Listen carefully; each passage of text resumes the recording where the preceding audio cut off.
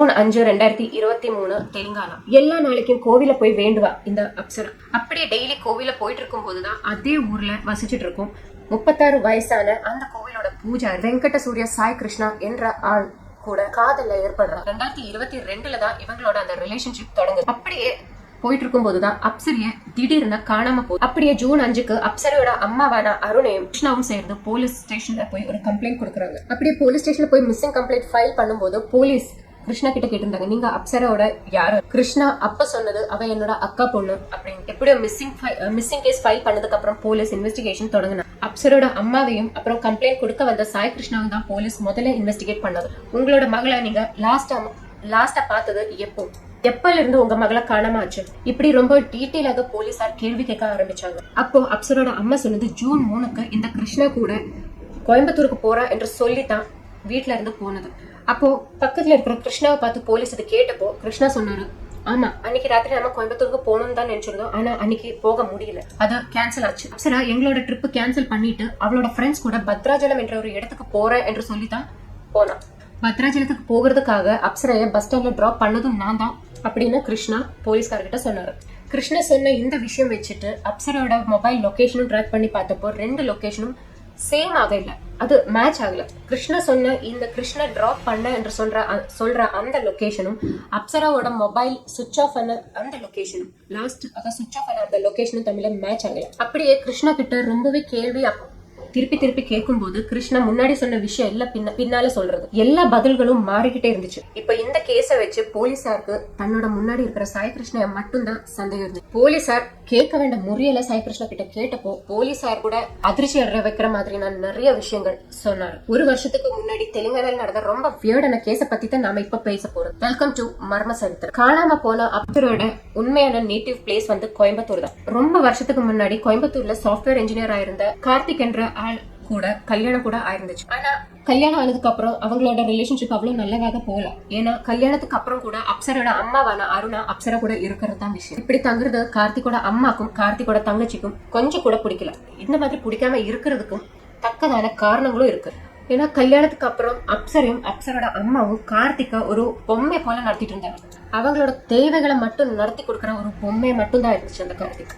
என்ன கேட்டாலும் அதை அப்படியே வாங்கி கொடுக்குறாங்கன்னு தெரிஞ்சப்போ அப்சராவும் அப்சரோட அம்மாவும் ரொம்பவே ஹைஃபையான லைஃப் வாழ்ந்துட்டு இருந்தாங்க. அதுவும் கார்த்திகோட உண்மையான அந்த பைனான்சியல் ஸ்டேட்டஸ் தெரியாம எக்ஸ்பென்சிவான இம்போர்ட்டட் ட்ரெஸ், அப்புறமா ஜுவல்லரி ஐட்டம், அது மாதிரி காஸ்மெட்டிக்ஸ், அந்த மாதிரி ஒரு ரொம்பவே ஐட்டம்ஸ் ரொம்பவே பணம் கொடுத்து வாங்கிட்டு இது எல்லாமே 5 ஸ்டார் ஹோட்டல்ல அப்பப்ப ரூம் புக் பண்ணி அங்க போய் தங்குவாங்க. இப்படியே கார்த்திகோட காசு எல்லாமே எடுத்துட்டு கார்த்திக் ஒரு பெரிய கடன்காரனாக அப்படி எல்லாம் ஆனதுக்கு அப்புறம் 25 லட்சம் ரூபாயோட பில்லு கார்த்திகோட அக்கௌண்ட்ல போய் அந்த அம்மாவோடையும் பொண்ணோடையும் இந்த தூர்த்தடிக்கிற காசு கொடுக்கறதுக்காக 25 லட்சம் ரூபாய் லோன் எடுக்கிறாங்க கார்த்திக். இதெல்லாம் பார்த்துட்டு கார்த்திகோட அம்மாக்கு ரொம்பவே துக்கம் தோணுச்சு. உங்களால தானே இவனுக்கு இவ்வளவு பெரிய கடன் வந்துச்சு, இனிமே நீங்க தான் இந்த கடன் தீர்க்கணும்னு சொல்லி கார்த்திகோட அம்மா அப்சரையோட அம்மா கிட்டயும் சொல்ல. கார்த்திகோட அம்மா சொன்னதை கேட்டுட்டு ரொம்பவே கோபம் அடைஞ்ச இந்த அப்சராவும் அவங்களோட அம்மாவும் டவுரி கேட்டு எங்களை ரொம்பவே திட்டுறாங்கன்னு சொல்லிட்டு போலீஸ் ஸ்டேஷன்ல இவங்க பேர்ல ஒரு கம்ப்ளைண்ட் ஃபைல் பண்ண. இவங்க கொடுத்த இந்த ஃபேக் கம்ப்ளைண்ட்னால கார்த்திகை 15 நாளைக்கு ஜெயில கூட வைக்கிறாங்க. கார்த்திக் ஃபுல் டைம் ஜெயில இருந்தா நமக்கு அந்த மாதிரியான லாவிஷான லைஃப் லீட் பண்ண முடியாதுன்னு நினைச்சிட்டு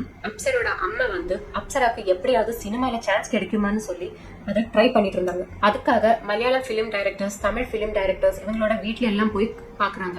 ஆனா அப்சரா எல்லா ஸ்கிரீனிங் டெஸ்ட்லயும் ஃபெயில் ஆயிட்டு இருந்தா. இந்த டைம்ல இவங்க நினைச்ச மாதிரி கார்த்திக் ஃபுல் டைம் ஒன்றும் ஜெயில இருக்கல. ஒரு 15 நாளுக்கு அப்புறம் திருப்பி வந்தார். ஆனா இந்த ஒரு அப்பதான் தாங்க முடியாம கார்த்திக் சொந்தமாக தன்னோட உயிரியே எடுத்துட்டு. இது நடந்ததுக்கு அப்புறம் தான் அப்சரையும் அப்சரோட அம்மாவும் ராத்திரி கோயம்புத்தூர் விட்டுட்டு தெலுங்கானா ஹைதராபாத்ல ஹைதராபாத்துக்கு போய் கொஞ்ச நாளுக்கு அப்புறம் தான் இன்ட்ரோல சொன்ன மாதிரி அந்த கோவில் இருக்கிற பூஜாரியான சாய் கிருஷ்ணா கூட ரிலேஷன்ஷிப்ல ஆகும். கிருஷ்ணா கோவில்ல பூஜை பண்ற ஒரு பூஜாரி மட்டும் இல்ல, அவன் ஒரு MBA கிராஜுவேட் கூட.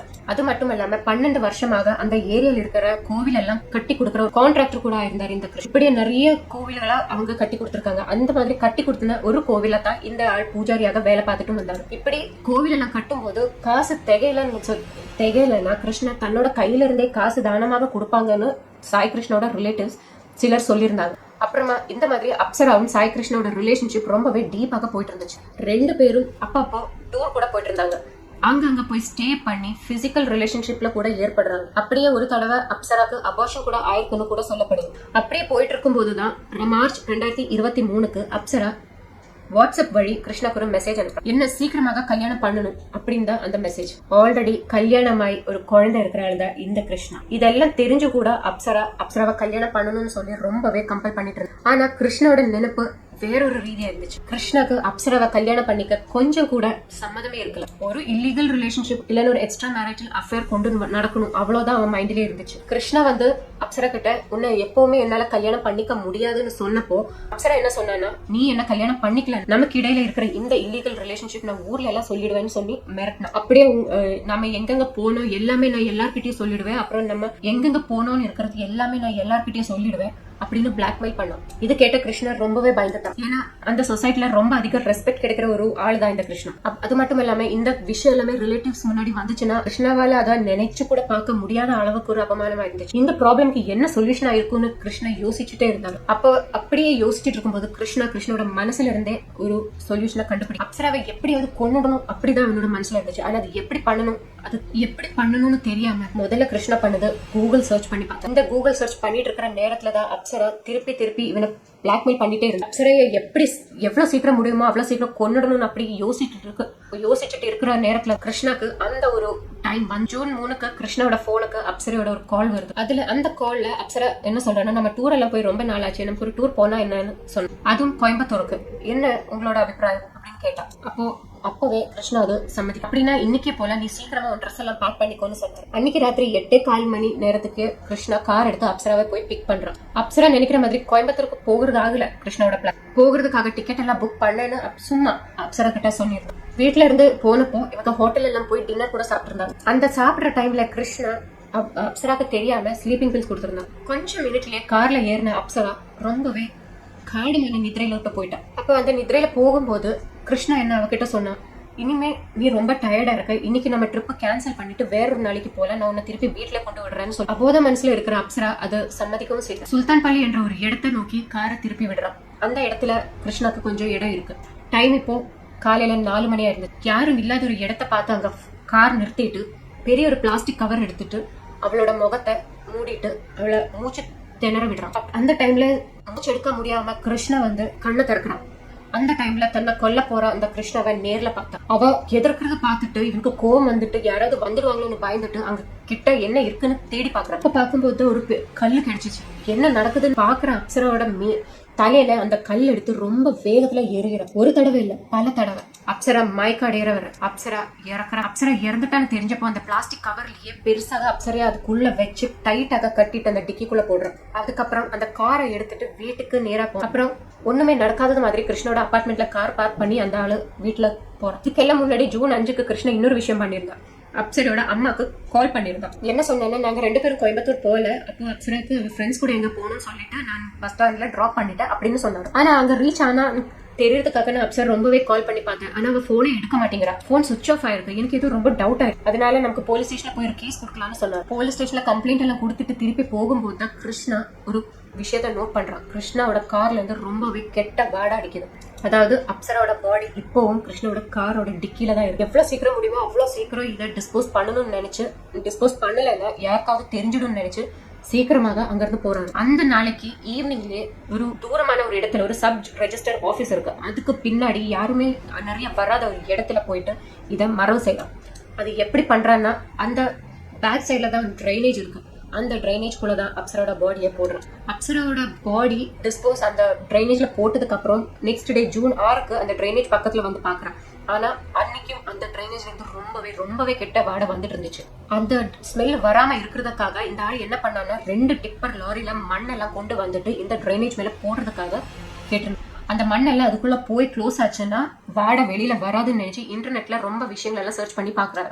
அந்த ஸ்மெல் வெளியில வரக்கூடாதுன்னு அந்த மூடியில கான்கிரீட் எல்லாம் பண்ணிட்டு ரொம்பவே மண்ணு மேல எல்லாம் போட்டு ரொம்ப ஃபில் ஆக இவங்க ஒரு பில்டிங் கான்ட்ராக்டர் ஆனதுனால மண்ணை கொண்டு வந்த அந்த டிப்பர் லாரி டிரைவருக்கு அவ்வளவா சந்தேகம் ஒண்ணும் வரல. அந்த கான்கிரீட் பண்ண அழகுக்கு கூட அவ்வளவு டவுட் வரல. ஏன்னா அதுக்குள்ள ஏதாவது ஒரு அனிமல் செத்து கிடந்திருக்கும்னு நினைச்சிட்டு அது அவ்வளவா பெருசாக எடுக்கல. இவரெல்லாம் இந்த லேபர்ஸ் எல்லாம் போனதுக்கு அப்புறம் அவளோட ஹேண்ட்பேக் லக்கேஜ் எல்லாமே தீ போட்டு நாசம் பண்ணி இதெல்லாம் பண்ணும்போது சுற்றுலும் யாராவது இருக்காங்களான்னு எல்லாம் பாத்துட்டு இருந்தா. ஆனா அங்க அவன் மட்டும்தான் இருக்கு. எல்லா ப்ரூஃபும் போனதுக்கு அப்புறம் அவ கார் வாஷ் பண்றதுக்காக போனான். அப்புறம் திருப்பி அபார்ட்மெண்ட்டை நோக்கி போறேன். ஒண்ணுமே நடக்காத மாதிரி இருந்தா. இதெல்லாம் போலீஸ்க்கு எப்படி டவுட் வந்துச்சுன்னா, சொன்னது எல்லாமே உண்மையானு தெரியறதுக்காக சிசிடிவி ஃபுட்டேஜ் செக் பண்ணி பார்த்ததுனால தான் இந்த உண்மை வெளியே வந்துச்சு.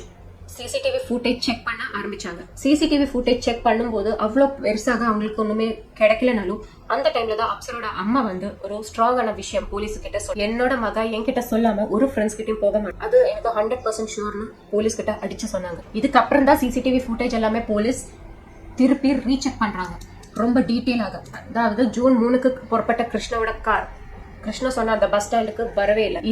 இதனால டவுட் வந்த போலீசார் இப்பதான் கிருஷ்ணாவை கூடுதலாக டீட்டெயிலாக கேள்வி கேட்க ஆரம்பிச்சாங்க. அப்படிதான் கிருஷ்ணா எல்லா காரியம் ஒத்துக்கிட்டு போலீஸ்கார்கிட்ட சொல்லிட்டார். கிருஷ்ணா சொன்னது என்னன்னா, போன 3 மாசமாக கிருஷ்ணாவை அப்சரா ரொம்பவே டார்ச்சர் பண்ணிட்டே இருந்து, என்ன கல்யாணம் பண்ணலன்னா நான் என் உயிரை கொடுத்துட்டு நீங்க தான் காரணம்னு எழுதி வச்சிருவேன்னு சொல்லி மிரட்டிட்டு இருந்தா. என்ன ஆனாலும் அப்சரோட உடம்பு வந்து ஜேசிபி எல்லாம் யூஸ் பண்ணிட்டு அந்த ஹோல்ல இருந்து வெளியில எடுத்து ஆட்டோப்சிக்கு அனுப்புனாங்க. எல்லாம் பண்ணதுக்கு அப்புறம் அப்சரோட அம்மாக்கு அந்த உடம்ப விட்டு கொடுக்குறாங்க. அப்சரோட இறந்த வார்த்தை டிவில எல்லாம் வந்துட்டு இருந்துச்சு. அப்சரோட இறந்த வார்த்தை டிவில பார்த்துட்டு அப்சரோட எக்ஸ் ஹஸ்பண்டான கார்த்திகோட அம்மா வந்து போலீஸ் ஸ்டேஷன்ல போயிட்டு அப்சரையோடையும் அவளோட அம்மாவோடையும் நிஜமான உண்மையான விஷயங்கள் எல்லாமே போலீஸ் கிட்ட சொன்னாரு. இவளால தான் என்னோட மக இன்னைக்கு என் கூட இல்ல அப்படின்னு எல்லாம் சொல்லி. இந்த வீடியோ பத்தியான உங்களோட கருத்துக்களை கமெண்ட்ஸ்ல சொல்லுங்க. மீண்டும் இன்னொரு வீடியோவில் பார்க்கலாம். நன்றி, வணக்கம்.